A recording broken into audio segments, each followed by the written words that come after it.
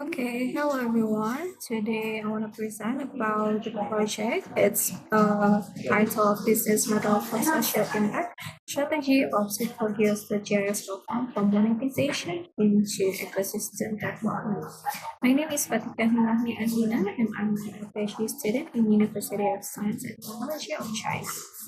So we understand that Indonesia is special that digital product development remains behind as a special data processing still heavy depends on foreign technologies despite the presence of strong local digital talent.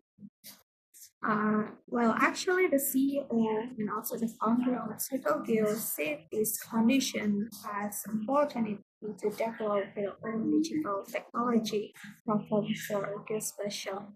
So the study is among a small geospatial technology company and explores business model, the change of business model over time, and also the business structure to get the product market fit and also the social impact, the company also doing adjustment in business model. So this research has also highlight how the spatial perspective can you align their business model with market condition and still keep social impact for you. We conducted some data collection methods and also the data analysis homework. The first one is for the data collection methods. We use literature review from the company documents and also online information that we collected from internet such as website, social media and all. And we also conducted observation of participants into any activities related to the business model and the third one, we also conducted a semi-structured interview with key stakeholders in the company, including CEO, marketing staff, and also research and development personnel. An interview using the guidelines and also observation notes that use as the primary instrument to support the interview process. For the data analysis, we abductive qualitative analysis to connect the empirical findings and also the theoretical frameworks applied in this study. So to examine the business model, we use business model concepts that actually developed by Osterwalder and also Wigner in 2010.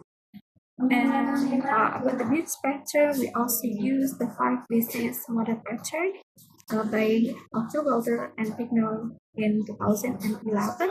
And for the social impact, we use a theory of change framework. The first finding is actually it's about the business model changes of the circle here itself. Before 2022, they focus on B2G and B2C segments. So the platform, the JS, is also positioned as the core product and the revenue driver. The second period, 2021 to 2000, the early 2023, they shift the target market into B2B and also B2G segments and adapt the freemium elements into the JS platform. So emphasize on revenue sustainability and also client value. In the third period until now, they shift the GIS platform as a free community platform, but they still focus on B2B and B2G segments. So where the revenue come from? It's come from the geo and climate enabler service. So their strategy like a bit move into platform ecosystem and servitization.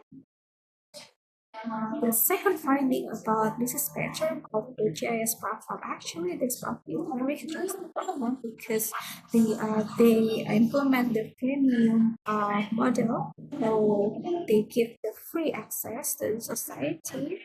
And the first period that they can improve the function of the product by pay for the additional services. And actually, this also helps in the multi-sided platform because they can connect user, researchers, and also organizations to changing knowledge and also changing data. And of course, it implement the open business model because they encourage external contribution from people outside like community researcher, etc. And in the end, they try to doing transition into ecosystem strategy. So platform acts as the entry point to the service to support upselling and launch recommendation for the current product that we have in Agile environment technology network. How about the social impact of the GIS platform? We use theory of change. We can see that the GIS platform is actually the free access, and everyone can use this and just found it in the website. And with menu committed tools free, so everyone can access it. And by utilizing of the GIS platform, uh, it's actually not only certain people, but for everyone. So student, researcher, professionals, community, government can use it for their final project, research, and other practical needs. So active users from diverse and different background can be developed by this kind of activities. And we also trying to figure it out how actually people use this browser. So we found more than 20 verified publications using the platform, even to verified books using this platform, and more than 3,700 visitors also came to the .gis. The coded ID is actually the website where is the .gis uh, position.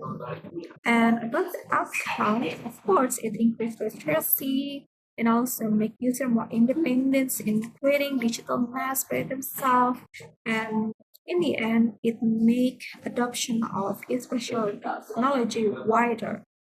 And the impact, it also strengthened the geospatial ecosystem in Indonesia, contributing to the quality of cross-sector research because not only about geospatial, it is supporting so many topics can be developed using this platform, and and it also make the position of Circle Geo as a geo and climate tech enabler based on innovation and community involvement strong. Its conclusion, the first one, Circle demonstrate continuous business model adaptation with efforts every 2 until 3 years aligned with the lean startup principle to maintain relevance in niche spatial technology. And the second one is what strategy set. Circle maintained its core vision by positioning the .js platform as a community-driven tool, and not anymore become revenue-driven, by generating broader social impact, of course, beyond revenue. And the JS platform also function as a product-led growth ecosystem engine, which is supporting user acquisition, engagement, and expansion of access and independent usage. The ongoing innovation like weather targeting automation and climate enabled solution is actually reflected Circle Gear not just doing like the short period of innovation. They try to be they try to doing evolution into sustainable and growth-oriented company within the geospatial and climate technology space in Indonesia with market of Indonesia as well. I think that's all from me. Thank you very much.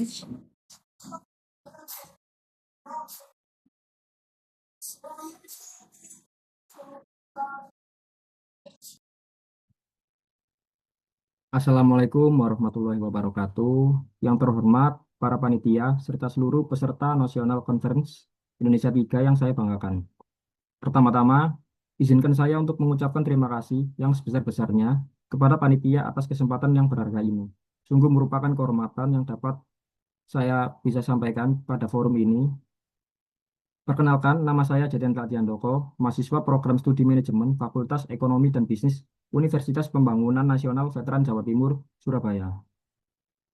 Pada kesempatan saya, pada kesempatan kali ini, saya akan mempresentasikan hasil penelitian saya yang berjudul Pengaruh Environmental Concern terhadap minat penggunaan layanan e-Bluebird di Kota Surabaya. Kemudian kita masuk pada latar belakang dan tujuan. Surabaya adalah kota terbesar kedua di Indonesia dengan populasi yang kini mendekati 3 juta jiwa berdasarkan data BPS Kota Surabaya tahun 2026. Sebagai pusat ekonomi dan mobilitas di Jawa Timur, kota ini menghadapi tantangan serius yang kerap kali luput dari perhatian kita, yakni polusi udara. Studi Muhammad Wasil dan kawan-kawan pada tahun 2024 secara spesifik menyoroti bahwa operasional kendaraan logistik dan transportasi umum di kawasan CBD Surabaya menjadi pemicu utama tingginya konsentrasi PM, yakni sebesar 2,5. Partikel ini merupakan partikel yang sangat berbahaya, berukuran yang sangat kecil, dan dapat masuk langsung ke aliran darah. Dan konsentrasinya sudah berada di atas standar aman yang ditetapkan oleh WHO. Ini bukan sekedar masalah lingkungan, ini adalah masalah kesehatan publik yang menyentuh jutaan warga Surabaya setiap harinya. Kemudian untuk fenomena kedua, bagaimana tentang respon PT Bluebird Tbk melalui e-Bluebird menghadapi tekanan ganda, yang pertama dari isu lingkungan di satu sisi dan persaingan ketat platform ride hailing seperti Gojek dan Grab. Di sisi lain, PT Bluebird Tbk mengambil langkah transformatif. Mereka tidak hanya mendigitalisasi layanan lewat aplikasi My Bluebird, tetapi juga melakukan transisi armada dari kendaraan berbahan bakar bensin ke kendaraan listrik berbasis baterai, yang kita kenal sebagai layanan e-Bluebird. Langkah ini juga sejalan dengan Peraturan Presiden Nomor 55 Tahun 2019 yang mendorong percepatan ekosistem kendaraan listrik di Indonesia, dan ini bukan hanya sekedar strategi bisnis. Ini adalah komitmen nyata untuk menurunkan emisi karbon transportasi di kota. Kemudian untuk fenomena yang ketiga, yakni bagaimana tentang perubahan perilaku konsumen di Indonesia. Ilmiah yang paling menarik dari perspektif manajemen dan pemasaran. Riset terbaru membuktikan bahwa konsumen Indonesia, terutama generasi muda di perkotaan, semakin memprioritaskan layanan ramah lingkungan dalam setiap keputusan pembelian mereka. Dalam penelitian Suryawati dan Pohan pada tahun 2022, menemukan bahwa tingginya kepedulian lingkungan ini berbanding lurus dengan niat konsumen untuk menggunakan produk hijau yang berkelanjutan. Kemudian akan timbul pertanyaan, apakah kepedulian lingkungan ini secara nyata mendorong minat masyarakat Surabaya untuk beralih menggunakan e-Bluebird? Dari pertanyaan ini, saya dapat menyimpulkan untuk tujuan penelitiannya. Yang pertama, yakni untuk menganalisis pengaruh environmental concern terhadap minat penggunaan e-Bluebird. Yang kedua, mengukur besar kontribusi kepedulian lingkungan terhadap keputusan konsumen. Yang ketiga, memberikan rekomendasi strategi pemasaran hijau bagi perusahaan transportasi. Selanjutnya, kita masuk di metode penelitian. Penelitian ini menggunakan pendekatan kuantitatif. Saya memilihnya karena tujuan utama kita bukan hanya sekedar mendeskripsikan fenomena, melainkan menguji hubungan sebab akibat antara environmental concern sebagai variabel independen dan minat penggunaan sebagai variabel dependen. Untuk populasi dan sampel, populasi penelitian ini adalah warga Surabaya yang memiliki ketertarikan pada layanan transportasi ramah lingkungan. Untuk menentukan jumlah sampel, saya mengikuti kriteria Haier dan kawan-kawan pada tahun 2021 dalam konteks SEM PLS, sehingga ditetapkan sebanyak 90 responden. Kemudian untuk pengambilan sampel, saya menggunakan teknik purposive sampling karena pemilihan ini yang sangat selektif berdasarkan 4 kriteria utama. Yang pertama yakni respondennya harus berdomisili di Surabaya, kemudian mengenali eksistensi layanan e-Bluebird. Yang ketiga, pernah menggunakan taksi konvensional atau ride hailing seperti Grab atau Gojek dalam 6 bulan terakhir. Dan yang keempat, belum menjadi pengguna aktif e-Bluebird. Kenapa kriteria yang terakhir ini penting? Karena kita ingin mengetahui minat yang murni, bukan kepuasan penggunaan secara existing. Subjek penelitian ini adalah calon pengguna potensial, yakni mereka yang keputusannya belum terbentuk, sehingga pengukuran pengaruh environmental concern menjadi lebih valid dan tidak bias. Kemudian untuk instrumen dan analisis data, data ini dikumpulkan melalui kuesioner terstruktur menggunakan skala Likert 1-5, mulai dari sangat tidak setuju hingga sangat setuju. Selain kuesioner, penelitian ini juga didukung oleh observasi lapangan dan studi pustaka yang komprehensif. Untuk pengontrolan data, saya menggunakan structural equation modeling atau partial least square atau yang kita singkat sebagai SEM PLS versi 4.0. Saya memilih SEM PLS karena kemampuannya yang superior dalam menangani model dengan ukuran sampel yang moderat, sekaligus menguji model pengukuran atau outer model dan model struktural atau inner model secara simultan. Kemudian kita masuk ke hasil penelitian. Pada bagian pertama, kita dapat lihat uji validitas atau waterloading. Di dalam uji validitas ini, syarat pertama yang harus dipenuhi dalam SMPLS adalah indikator dikatakan valid apabila memiliki nilai overloading di atas 0,70. Dan hasilnya semua indikator lolos dengan nilai yang sangat memuaskan. Pada variabel environmental concern, ini saya beri kode X, dan indikatornya X1.1. menghasilkan loading sebesar 0,915. Kemudian untuk X1.2 sebesar 0,917 dan X1.3 sebesar 0,875. Sementara pada variabel minat penggunaan, ini kita beri kode Y, indikator Y1.1 menghasilkan 0,898. Y1.2 sebesar 0,902 dan Y1.3 ini mencapai indikator terkuat yakni mencapai 0,929. Seluruh nilai statistik pada semua indikator juga melampaui angka 1,96 dengan p-value sebesar 0,000. Ini berarti semua indikator terbukti valid secara statistik untuk mengukur konstruknya masing-masing. Kemudian pada bagian kedua, yakni nilai average variance extracted atau AVE menjadi tolok ukur berikutnya. Standar minimalnya itu adalah 0,50. Jadi kita bisa menentukan ini valid atau tidak harus di atas 0,50. Dan hasilnya menunjukkan bahwa AVE untuk environmental concern sebesar 0,815 dan untuk minat penggunaan sebesar 0,827. Tujuannya jauh di atas ambang batas. Ini membuktikan bahwa setiap konstruk mampu menjelaskan lebih dari 80% variannya sendiri, sebuah capaian yang sangat baik.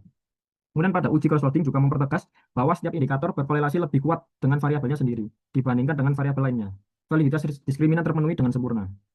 Kemudian pada bagian ketiga, yakni uji reliabilitas, nilai Cronbach's alpha untuk variabel X adalah 0,886 dan untuk variabel Y adalah 0,896. Nilai composite reliability untuk keduanya juga melampaui 0,90. Seluruh konstruk penelitian ini dinyatakan reliable. Artinya instrumen ini konsisten dan dapat dipercaya untuk mengukur apa yang seharusnya diukur. Kemudian pada bagian keempat, yakni R-square atau kekuatan model, ini adalah angka yang cukup tinggi karena nilai R-square-nya untuk variabel minat penggunaan adalah 0,779. Artinya, environmental concern mampu menjelaskan 77,9% dari seluruh variasi yang terjadi pada minat penggunaan e-bluebird. Hanya 22,1% sisanya yang dipengaruhi oleh faktor-faktor lain di luar model. Dalam standar evaluasi model PLSM oleh Hare et al., nilai R-square di atas 0,67 dikategorikan sebagai model yang kuat atau substansial. Nilai 0,779 yang kita dapat dengan jelas masuk dalam kategori tersebut bahkan mendekati batas atas. Kemudian pada bagian kelima, yakni PET coefficient atau pengujian hipotesis. Nilai PET coefficient dari environmental concern atau kita beri lambang X dan menuju minat penggunaan yang kita beri lambang Y adalah sebesar 0,882 dan bernilai positif. Artinya, hubungan searah. Semakin tinggi kepedulian lingkungan seseorang, semakin tinggi pula minatnya untuk menggunakan e-bluebird. Dan pada nilai statistik yang diperoleh, itu sebesar 24,172, jauh melampaui batas kritis yakni 1,96 dan p-value menunjukkan angka 0,000 yang berarti hasil ini signifikan pada tingkat kepercayaan 95% maupun 99%. Dengan demikian, hipotesis H1 dapat diterima. Kemudian kita masuk pada bagian yang terakhir yakni kesimpulan dan saran. Untuk kesimpulannya, penelitian ini secara empiris dan statistik membuktikan bahwa environmental concern memiliki pengaruh yang positif dan signifikan terhadap minat penggunaan layanan e-bluebird di kota Surabaya. Hal ini dibuktikan oleh tiga angka kunci, yakni koefisien jalur sebesar 0,882 yang bernilai positif, tes statistik sebesar 24,172 yang jauh melampaui batas kritis, dan p-value 0,000 yang memenuhi syarat signifikansi. Model penelitian ini juga sangat kuat dengan nilai R-square-nya mencapai angka 0,779, membuktikan bahwa kepedulian lingkungan bukan hanya sekedar sentimen sosial yang abstrak, ia adalah penggerak nyata keputusan konsumen. Kesadaran masyarakat untuk bertransisi dari energi fosil menuju energi listrik terbukti sangat menentukan pilihan moda transportasi mereka. Kemudian untuk saran, ini syarat untuk perusahaan yakni PT Bluebird Tbk sebagai pemangku kepentingan terkait. Yang pertama, perkuat kampanye edukasi tentang manfaat energi terbarukan secara konsisten dan berkelanjutan. Kesadaran lingkungan adalah aset yang strategis yang harus terus diasah di masyarakat. Yang kedua, pertahankan dan tingkatkan kualitas armada e-Bluebird sebagai identitas transportasi bersih dan hijau. Konsistensi inilah yang membangun kepercayaan jangka panjang. Sekian pemaparan dari saya. Kurang lebihnya mohon maaf. Saya undur diri. Wassalamualaikum warahmatullahi wabarakatuh.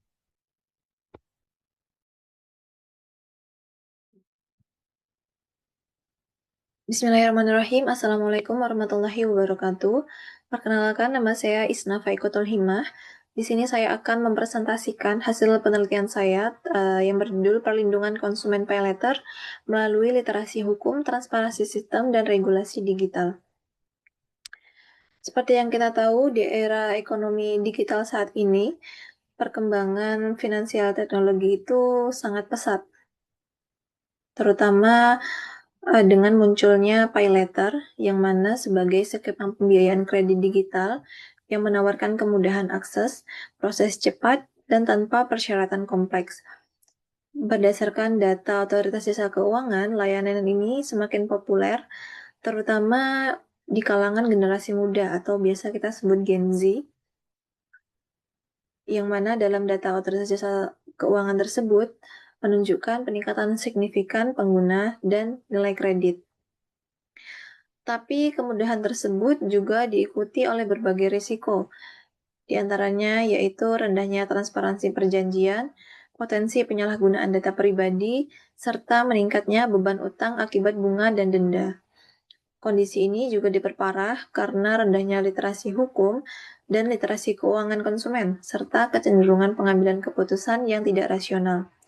Secara teoritis, fenomena ini dapat dijelaskan dengan konsep bounded rationality yang dikemukakan oleh Herbert Simon dan nudge theory, di mana menunjukkan bahwa perilaku konsumen dipengaruhi oleh keterbatasan kognitif dan desain sistem digital. Meskipun perlindungan konsumen telah diatur dalam Undang-Undang Nomor 8 Tahun 1999 dan diperkuat melalui Peraturan Otoritas Jasa Keuangan Nomor 32 Tahun 2025, efektivitasnya masih terbatas karena belum sepenuhnya mengakomodasi karakteristik perilaku konsumen di era digital.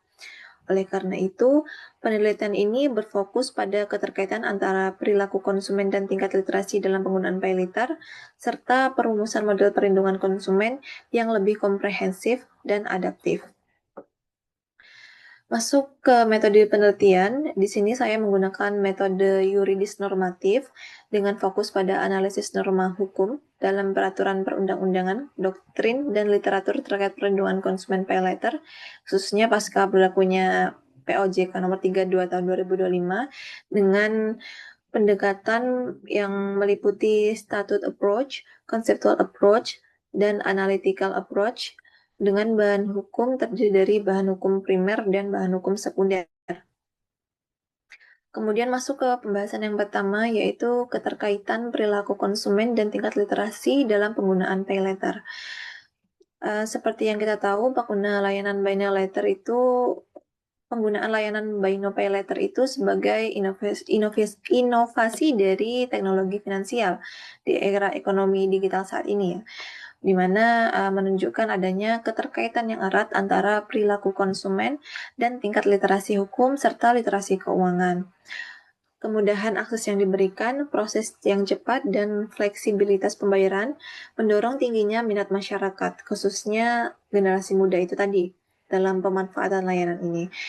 Namun, di balik kemudahan tersebut muncul kecenderungan perilaku konsumtif yang dipengaruhi oleh keterbatasan rasionalitas, di mana konsumen seringkali mengambil keputusan secara cepat tanpa mempertimbangkan risiko jangka panjang seperti beban hutang, bunga, dan denda. Selain itu, desain sistem digital yang memudahkan transaksi juga turut membentuk perilaku impulsif melalui mekanisme choice architecture, sebagaimana dijelaskan dalam teori nudge. Berdasarkan data dari Otoritas Jasa Keuangan melalui Survei Nasional Literasi dan Inklusi Keuangan, pada tahun 2025 tingkat literasi keuangan masyarakat Indonesia itu mencapai 66,43%, di mana data ini menunjukkan bahwa tingkat literasi keuangan itu tinggi. Tetapi apabila masyarakat yang pengguna pembayaran PayLater ini tidak memadai pada tingkat literasi keuangan yang baik, maka pembelian impulsif atau perilaku konsumtif akan tetap terjadi. Kemudian penelitian yang dilakukan oleh Loso Judianto pada tahun 2026 juga menunjukkan tingkat literasi hukum digital konsumen PayLater yang sangat rendah dan mengkhawatirkan. Sekitar 5% dari konsumen yang diwawancarai dalam penelitian ini itu hanya sekitar 5% dari konsumen yang diwawancarai dalam penelitian Loso ini yang memiliki pemahaman tentang hak dan kewajiban dari isi perjanjian elektronik, bagaimana mekanisme penyelesaian sengketa, dan bagaimana perlindungan data pribadi. Rendahnya literasi hukum konsumen digital di Indonesia ini dapat berakibat pada lemahnya kesadaran terhadap hak dan mekanisme perlindungan hukum yang ada. Kemudian berdasarkan uraian tersebut di atas terkait literasi keuangan, literasi hukum, dan perilaku masyarakat, itu dapat dipahami bahwa rendahnya literasi hukum dan keuangan serta karakteristik perilaku konsumen yang tidak selalu rasional itu dapat menyebabkan konsumen berada dalam posisi rentan dalam penggunaan layanan paylater. Selanjutnya, masuki pembahasan yang kedua, yaitu terkait model perlindungan konsumen yang tepat dalam layanan paylater di era ekonomi digital. Seperti yang kita lihat sebelumnya dalam pembahasan yang pertama, di mana pembahasan pertama itu menunjukkan bahwa penggunaan paylater dipengaruhi oleh rendahnya literasi hukum dan keuangan serta kecenderungan pengambilan keputusan yang tidak sepenuhnya rasional, sehingga menempatkan konsumen dalam posisi rentan. Dalam konteks ini, sebenarnya perlindungan konsumen itu sudah ada peraturannya, namun tidak cukup hanya tergantung pada norma hukum formal, melainkan perlu dianalisis secara lebih komprehensif. Secara normatif, perlindungan konsumen ini telah diatur dalam Undang-Undang Nomor 8 Tahun 1999. Kemudian terkait buy now pay later ini sudah ada juga peraturannya, yaitu Peraturan Otoritas Jasa Keuangan Nomor 32 Tahun 2025, yang mana peraturan ini dibuat dengan tujuan memberikan kepastian hukum dan perlindungan dalam layanan pay later. Berdasarkan teori perlindungan hukum dari Muhammad Isnaini, perlindungan konsumen itu terbagi menjadi dua, yaitu perlindungan internal dan perlindungan eksternal. Perlindungan internal sendiri yaitu perlindungan yang bersumber dari perjanjian. Perjanjian sendiri belum efektif karena rendahnya pemahaman konsumen terhadap isi kontrak. Sedangkan perlindungan eksternal melalui regulasi masih berfokus pada kewajiban formal penyelenggara dan belum sepenuhnya mengakomodasi karakteristik perilaku konsumen. Dengan demikian menunjukkan adanya kesenjangan antara keduanya, sehingga perlindungan yang ada belum sepenuhnya optimal. Oleh sebab itu, diperlukan model perlindungan konsumen yang terintegrasi dan adaptif. Model ini mencakup penguatan regulasi melalui penyederhanaan dan keterbacaan kontrak, optimalisasi perlindungan internal dengan perjanjian yang lebih mudah dipahami oleh masyarakat, meningkatkan literasi hukum dan keuangan konsumen, serta pengembangan desain sistem berbasis pendekatan nudge untuk mendorong pengambilan keputusan yang lebih rasional. Dengan demikian, perlindungan konsumen di era ekonomi digital perlu bergeser dari pendekatan formal menuju pendekatan substantif yang lebih efektif dan dalam praktik. Masuk ke penutup, di mana di sini saya akan menyimpulkan hasil dari penelitian saya. Hasilnya yaitu penggunaan pay later di era ekonomi digital ini tidak hanya memberikan kemudahan akses pembiayaan, tetapi juga menimbulkan kerentanan konsumen akibat rendahnya literasi hukum dan keuangan serta perilaku yang tidak sepenuhnya rasional. Melalui teori bonded rationality dan nudge, terlihat bahwa keputusan konsumen sering dipengaruhi keterbatasan kognitif dan desain sistem digital yang mendorong tindakan cepat dan impulsif. Selain itu, perlindungan konsumen belum optimal karena belum adanya sinergi antara perlindungan hukum internal dan eksternal. Perjanjian juga kurang dipahami oleh konsumen, sementara regulasi masih berfokus pada kewajiban formal penyelenggara.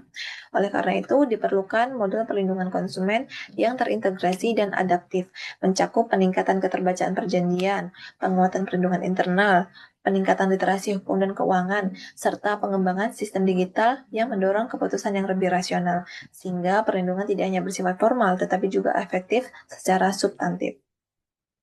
Kemudian di sini ada beberapa saran yang ingin saya sampaikan terkait perlindungan konsumen dalam layanan pay later. Itu memerlukan pendekatan yang tidak hanya berfokus pada keberadaan aturan, tetapi juga pada pemahaman dan implementasinya dalam praktik.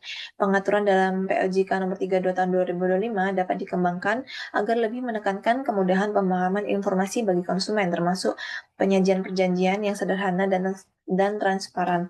Selain itu, perlindungan yang bersumber dari perjanjian perlu diperkuat melalui komunikasi yang lebih jelas agar tidak diabaikan oleh konsumen. Di sisi lain, literasi hukum dan keuangan menjadi faktor yang penting, yang mana literasi hukum dan keuangan ini mempengaruhi perilaku konsumen, sehingga peningkatannya menjadi bagian penting dari upaya perlindungan. Dalam konteks ekonomi digital, desain sistem layanan yang transparan dan informatif juga dapat membantu konsumen mengambil keputusan yang lebih bijak.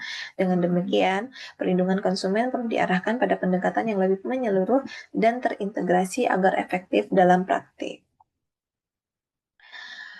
Sekian presentasi dari saya, mungkin banyak kurangnya. Saya mohon maaf, dan jika ada salah juga saya mohon maaf. Sekian, wassalamualaikum warahmatullahi wabarakatuh.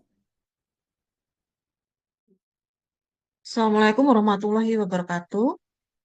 Perkenalkan, saya Sumekar Tanjung dari Program Studi Ilmu Komunikasi Universitas Islam Indonesia. Di sini saya akan cepat saja karena masih ada Bapak Ibu sekalian yang harus bergantian untuk presentasi.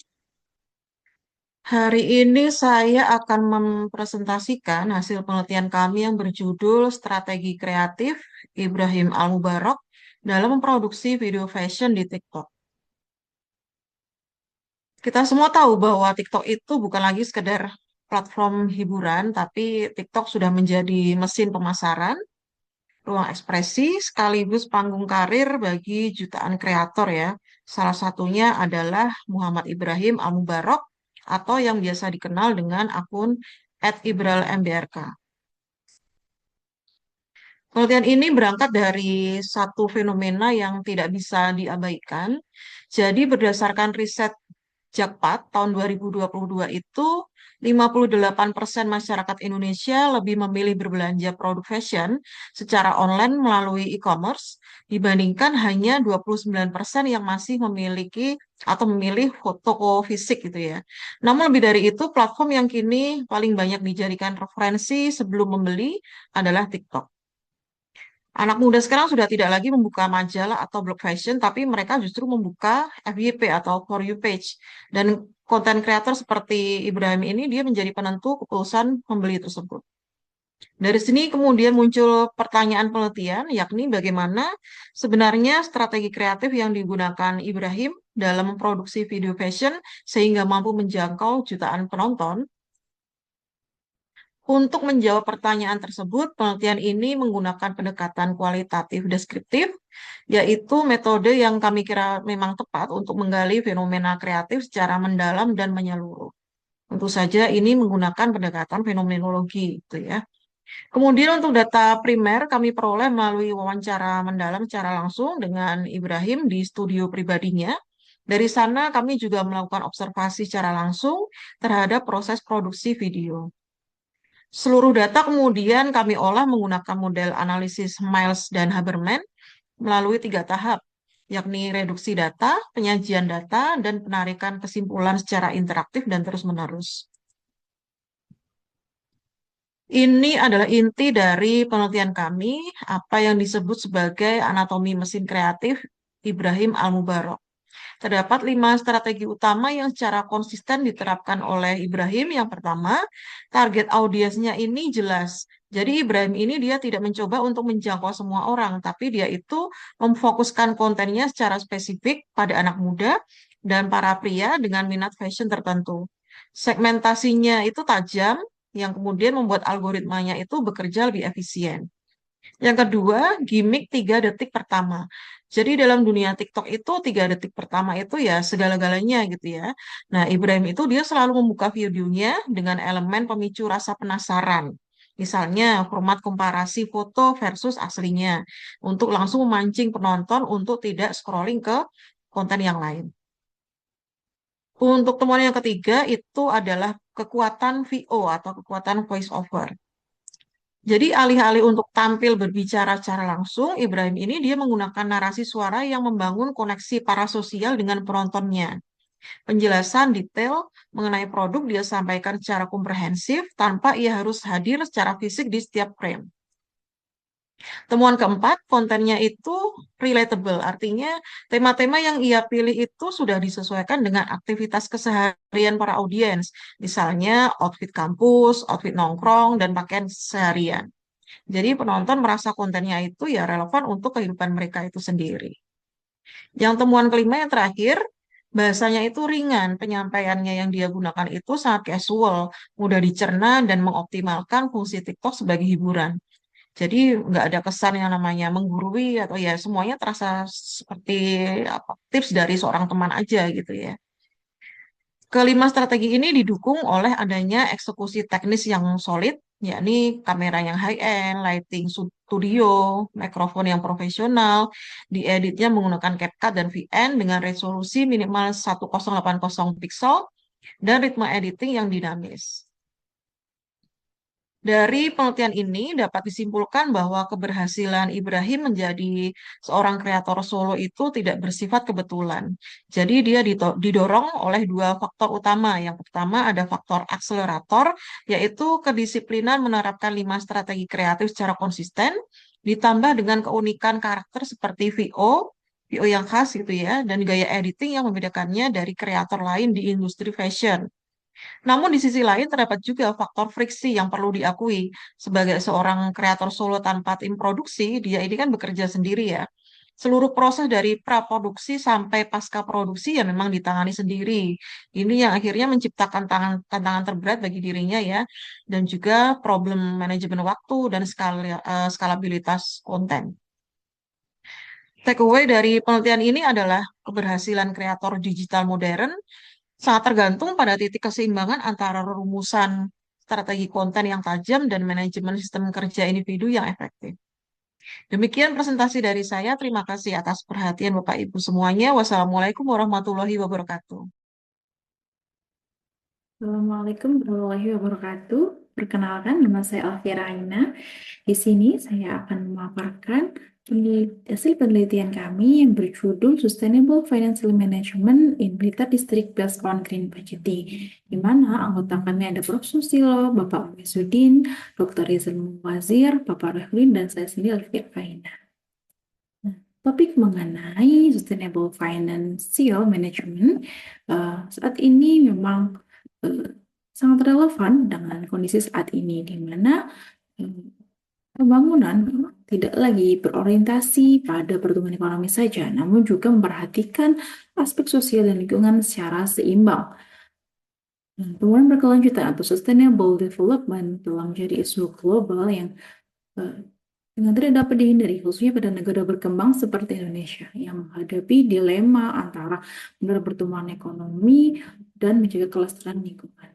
Dan dalam konteks kebijakan publik sendiri, pembangunan berkelanjutan berintegrasi terhadap atau pada 3 aspek utama, yaitu ekonomi, sosial, dan lingkungan, di mana salah satu instrumen untuk mewujudkan hal tersebut adalah melalui green budgeting, yaitu pendekatan penganggaran yang mengintegrasikan pertimbangan lingkungan dalam proses perencanaan dan alokasi anggaran. Dan secara nasional, Indonesia sebenarnya sudah cukup progresif.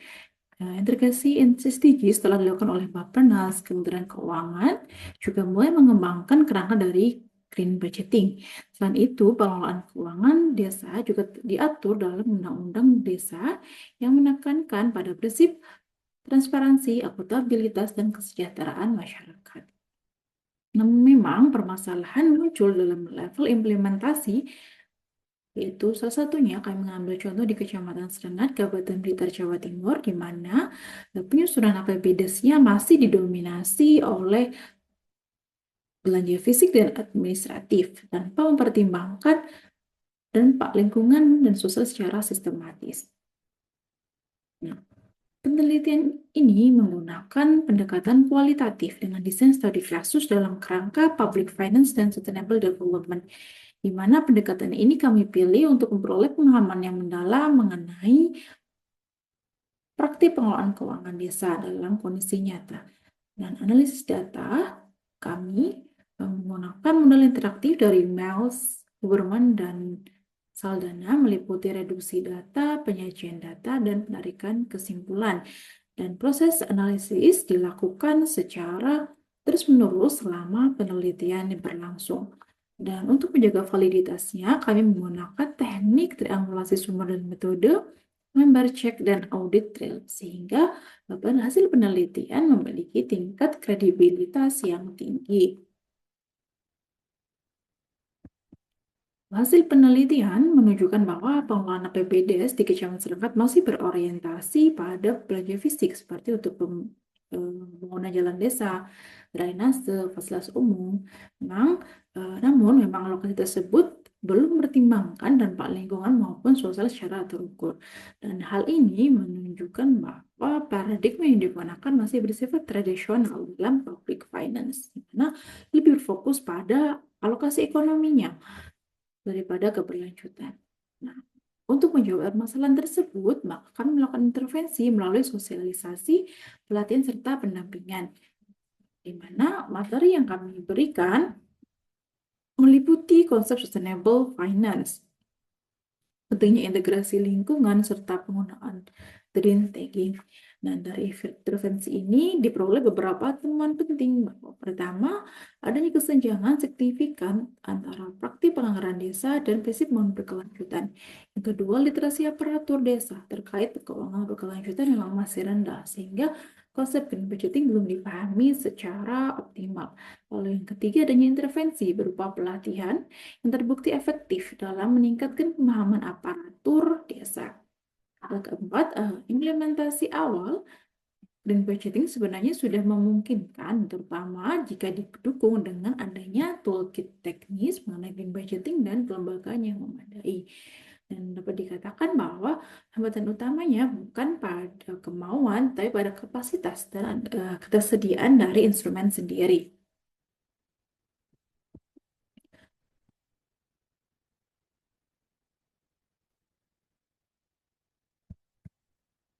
Berdasarkan dari hasil penelitian, terdapat 3 poin utama yang dapat disimpulkan. Pertama, pengelolaan keuangan desa di Kecamatan Serengat di Kabupaten Blitar, Jawa Timur sendiri masih didominasi pendekatan konvensional dan belum mengintegrasikan prinsip keberlanjutan secara sistematis.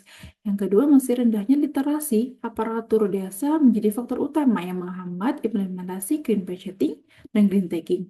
Yang ketiga, belum tersedianya panduan teknis klasifikasi kegiatan hijau yang menyebabkan aparatur desa belum memiliki acuan operasional. Namun demikian, penelitian ini juga menunjukkan hasil yang cukup positif, di mana melalui sosialisasi dan pendampingan dapat meningkatkan pemahaman dari aparatur desa sendiri. Dan aparatur desa juga sudah mampu mengidentifikasi mana sih kegiatan yang ramah lingkungan. Lalu juga berhasil menyusun draft toolkit green budgeting sendiri. Selain itu juga terbentuknya kelompok kerja atau PUKJA green budgeting yang menunjukkan adanya penguatan kelembagaan sebagai langkah awal dalam keberlanjutan dari program green budgeting sendiri.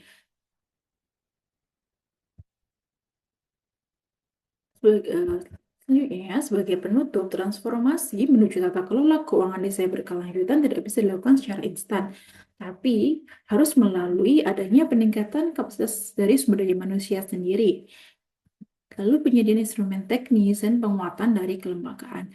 Nah, dengan pendekatan tersebut, implementasi green budgeting di tingkat desa menjadi sangat-sangat memungkinkan untuk diwujudkan secara bertahap. Sekian dari pemaparan dari saya. Kurang lebih saya mohon maaf. Terima kasih. Wassalamualaikum warahmatullahi wabarakatuh.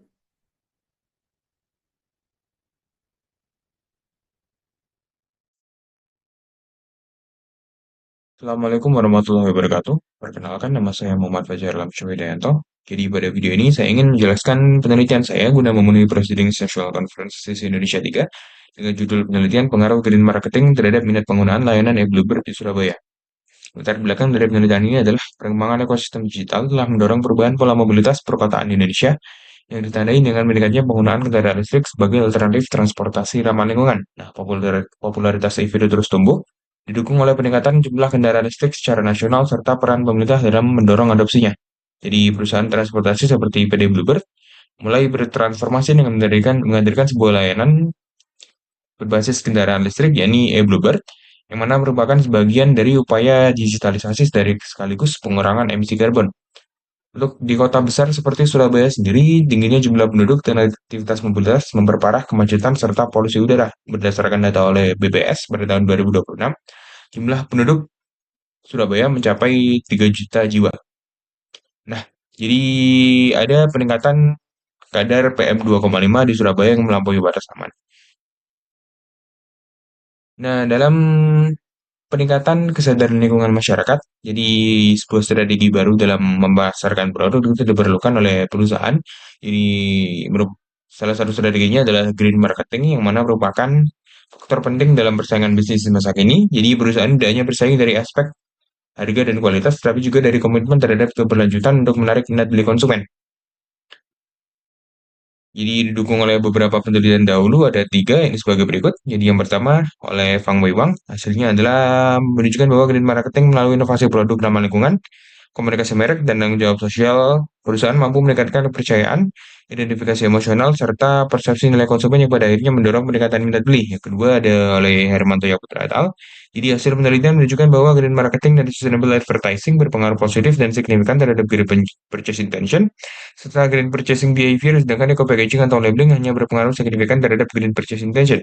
Lalu yang ketiga oleh Prasito et al. Hasil penelitian menunjukkan bahwa green marketing dan e-com berpengaruh positif dan signifikan terhadap melihat beli dengan kontribusi sebentar sebesar 81,7%. Lalu masuk pada kajian teori.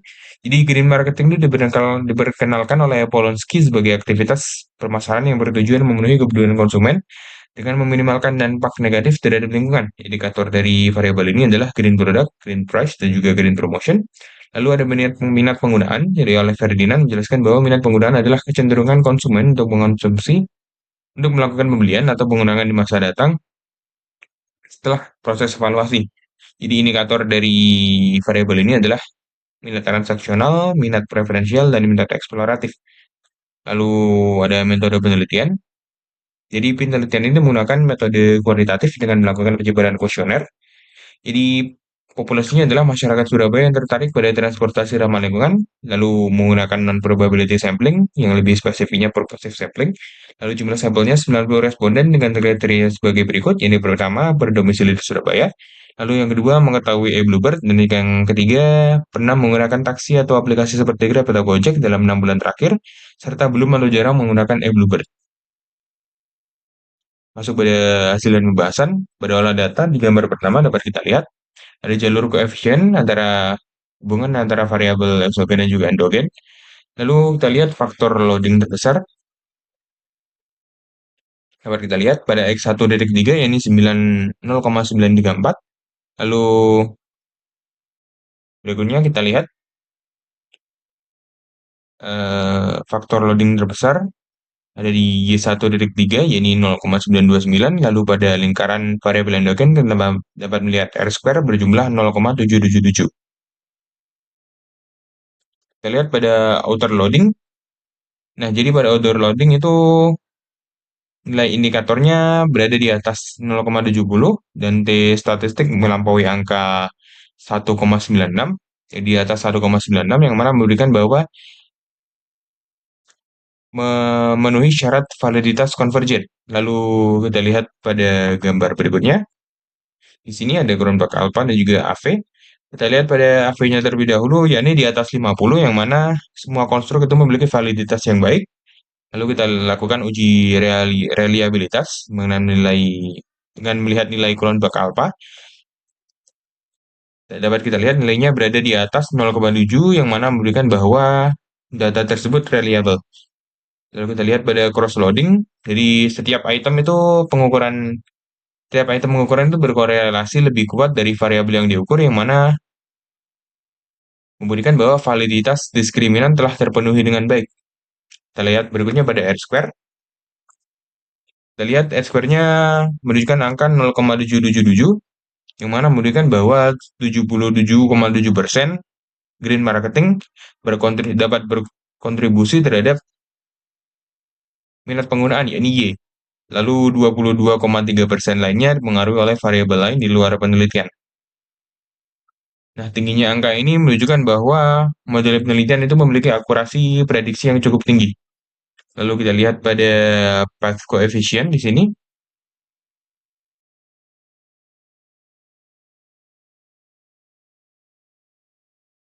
Kita lihat path coefficient.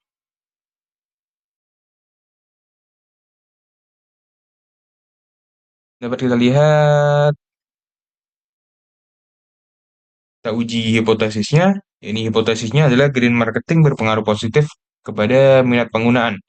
Dan hipotesis tersebut dapat diterima karena dapat kita lihat original sampelnya yakni positif 0,882 dan juga p-value-nya kurang dari 0,05 yang mana memberikan bahwa signifikan. Lalu tes statistiknya juga lebih dari 1,96 yang membuktikan bahwa hipotesis diterima. Termasuk pada kesimpulan, jadi penelitian ini menunjukkan bahwa green marketing berpengaruh signifikan dalam meningkatkan minat penggunaan e-Bluebird di Surabaya. Jadi strategi berbasis keberlanjutan khususnya melalui green product, green price, dan green promotion terbukti mampu memenuhi persepsi positif, meningkatkan kepercayaan, serta mendorong keterlibatan konsumen. Selain itu, meningkatnya kesadaran lingkungan di perkotaan menuntut perusahaan untuk konsisten antara komunikasi dan implementasi agar menjaga kredibilitas serta menghindari greenwashing. Lalu saran, jadi perusahaan disarankan untuk mengoptimalkan implementasi green marketing melalui penguatan aspek green product, green price, dan green promotion secara terintegrasi. Jadi layanan harus benar-benar mencerminkan nilai-nilai ramah lingkungan, didukung harga yang kompetitif, dan sesuai dengan nilai keberlanjutan, serta komunikasi pemasaran yang edukatif, transparan, dan kredibel. Selain itu, penting menjaga konsistensi antara promosi dan implementasi agar citra ramah lingkungan tidak hanya bersifat simbolis. Integrasi ketiga aspek tersebut menjadi kunci dalam membangun persepsi nilai dan meningkatkan minat penggunaan secara berkelanjutan. Sekian dapat saya sampaikan. Wassalamualaikum warahmatullahi wabarakatuh.